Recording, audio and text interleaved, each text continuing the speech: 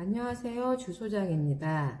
오늘은 요즘 한창 말들이 많은 다주택자 양도세 중과 유예 종료 관련해서 인천 부동산 시장에 미칠 영향까지 한번 말씀을 드리려고 합니다. 최근 상담을 하다 보면은 양도세 중과 유예 관련해서 지금 팔아야 하는지 혹은 인천도 영향이 있는지 이 부분을 많이 물어보십니다. 그래서 오늘은 양도세 중과가 무엇인지, 그리고 중개할 때 확인해야 할 사항과 양도세 중과 유예 기간이 끝나면은 서울과 인천, 특히 인천 부동산 시장에는 어떤 영향이 있을지 이 부분에 대해서 한번 얘기해 보려고 합니다. 우선 확인해야 할 핵심 사항이 있어요. 크게 세 가지 확인해야 하는데, 양도세 중과 조건이죠. 첫 번째가 양도하려는 주택이 조정 대상 지역이어야 돼요. 지금 현재 조정 대상 지역은 서울하고 경기권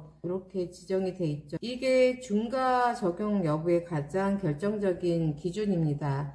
왜냐하면 양도세 중과는 조정 대상 지역 주택을 양도할 때만 적용되기 때문이에요. 같은 다주택자라고 해도 비조정 지역이면 중과가 적용되지 않습니다. 그러니까 다주택이어야 되고, 그리고 매도하려는 주택이 조정 지역에 있어야 되고, 이게 양도세 중과의 기준이죠. 그래서 가장 먼저 확인해야 할 게 조정 지역인지 아니면 비조정 지역인지 확인을 하셔야 됩니다. 그리고 또 체크해야 될 게 잔금 예정일이에요. 양도세는 잔금일 기준으로 판단을 해요. 그래서 계약일보다 잔금 시점을 먼저 확인하는 게 중요한데, 이번 중과세 유예되는 거는 5월 9일 이전에 계약하는 거에 대해서는 유예기간을 주죠. 그리고 체크해야 할 사항이 보유하고 있는 주택 수입니다. 분양권이 있는지, 이런 결과에 따라서 세금 적용이 달라집니다. 양도세 중과는 앞서 말씀드렸듯이 다주택자가 조정 대상 지역에서 주택을 매매를 하려고 할 때 기본 양도세율에서 추가로 세율이 중과가 되는 거예요. 2주택을 가지고 있다 하면은 기본 세율에서 20%가 추가가 되고, 그리고 3주택일 경우에는 기본 세율에서 30%가 추가로 세율이 적용이 됩니다. 기본 세율이 40%인 조정 대상 지역에 있는 주택을 매매를 한다고 할 때, 매도인이 보유한 주택이 2주택이라고 하면은 40%에다가 20%의 중과를 붙여서 60%가 되겠죠. 그리고 3주택일 경우에는 30%가 중과가 되면은 70%가 세금으로 납부를 해야겠지요. 이렇게 되면은 세금 부담 차이가 너무 많이 크게 발생합니다. 그래서 다주택자에게는 매도 시점이 중요한 판단 기준이 되겠죠. 현재 기준으로 보면은 인천은 비조정 지역입니다. 인천 주택을 양도하는 경우에는 다주택자라고 하더라도 중과 대상은 아니에요. 2026년 5월 10일부터 중과 유예가 종료됩니다. 정부는 2022년 5월 10일부터 지금까지 한 4년 동안 다주택자 양도세 유예 기간을 적용해 왔어요. 지금까지는 다주택자라고 해도 중과 없이 기본 세율의 매도가 가능했죠. 그런데 2026년 5월 10일 이후부터는 다주택자가 조정지역에서 주택을 매도하게 되면은 중과 대상입니다. 다만 보완책이 일부 있습니다. 5월 9일까지 계약한 건에 대해서는 유예기간을 주었는데요. 계약한 날부터 잔금 또는 등기를 토지거래 허가구역 같은 경우는 3개월 이내, 그리고 그 외에 조정지역은 계약 후 6개월 이내 잔금이나 또는 등기를 하면은 중과 면제가 가능하다고 합니다. 제가 조정지역에서 일을 하지 않아서 체감은 하지 못하지만 현재 정책이나 시장 상황을 보면 이 매매하는 게 쉽지 않을 것 같아요. 실제로는 팔고 싶어도 못 파는 구조가 생기지 않을까 싶은데, 중과 되기 전에 팔면 되지 뭐 이렇게 생각할 수도 있지만 이게 단순한 문제가 아닌 것 같아요. 대표적인 게 세입자 문제를 볼 수 있는데, 임차인이 거주하고 있는 세대 같은 경우는 원하는 날짜에 맞춰 집을 비우기가 쉽지 않을 거예요. 세입자가 있으면 임대차 3법에 의해서 계약기간이 남아있고 계약갱신 청구권을 행사할 수 있고, 임대인은 중도 해지를 요구할 권리가 없고, 명도 시점이 불확실하기 때문에 집을 사고도 입주를 할 수가 없는 거예요. 이거는 세금 문제가 아니라 임차인의 법적 권리 문제이기 때문에 이게 정부가 쉽게 해결할 수 있는 구조가 아닌 것 같아요. 그래서 정부도 세입자 거주 중인 주택은 현실적으로 매각이 어렵다는 점을 언급하면서 이거를 불편함을 최소화하기 위해서 보완을 하겠다고 검토한다고 하지만 이거는 임차인의 법적 권리와 직결된 부분이라서 정부도 쉽게 손대기 어렵지 않을까 싶습니다.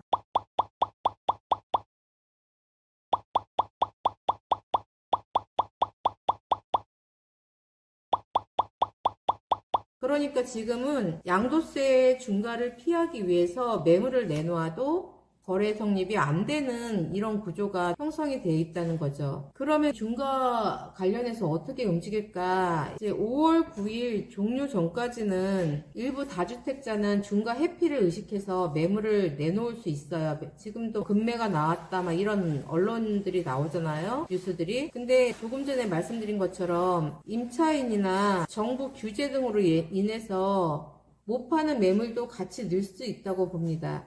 그러니까 매물이 증가한다고 해서 이게 거래가 증가하는 것은 아니라는 거죠. 그리고 양도세 중과가 적용되면은 이제 세금 부담이 높아지니까 커지니까 버티자 하면서 보유하는 선택을 하는 분들이 많아지겠죠. 이 경우에는 매물이 감소를 하고 그리고 정부에서 공급을 막 한다고 하지만 이게 단기간에 공급을 할 수 없는 상황이기 때문에 양도세 종료 전에는 매매를 하려는 물량이 늘 수가 있고 종료 후에는 매물 잠김이 강해질 수 있다고 봅니다. 인천 같은 경우는 이런 상황에서 어떤 영향을 받을까요? 여기서 중요한 전제가 있죠. 인천은 현재 비조정 지역이라는 거. 다주택자 양도세 중과 유예 종료가 인천시장에는 직접 적용되는 지역이 아니기 때문에 세금 때문에 급매가 나오거나 하는 구조는 아닙니다. 그래서 인천은 직접 영향을 받기보다는 간접적으로 영향이 발생하는 지역일 거예요. 양도세 중과 종료 전에는 매물이 증가하면서 매수자 입장에서는 선택지가 좀 늘어날 수 있어요. 그런데 이게 거래로 연결되기는 쉽지는 않지만 어쨌든 인천은 매수자는 조금 더 기다려보자는 관망으로 전환이 될 수 있습니다.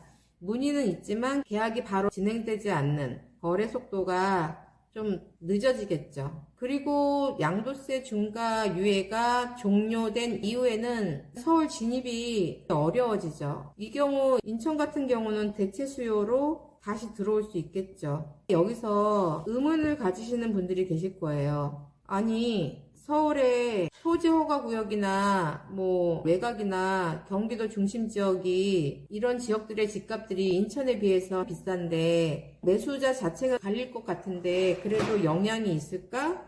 이렇게 생각하는 분들도 계실 거예요. 가격 차이 자체가 다르기 때문에 서울하고 인천하고 매수자는 경쟁 매수자는 아니에요. 부동산 시장은 우리가 다 잘 알듯이 개별 시장이 아니라 연결된 구조로 움직이잖아요. 서울에서 강남 이쪽 진입폭이 낮으면은 그 옆으로 움직일 수 있고 거기도 안 되면 서울 외곽으로 이동하고 서울 외곽에서 또 경기권으로 이동을 할 수가 있고 이렇게 경기권에서 인천으로 움직일 수가 있죠. 그래서 서울시장 변화가 결국은 인천까지 전달됩니다.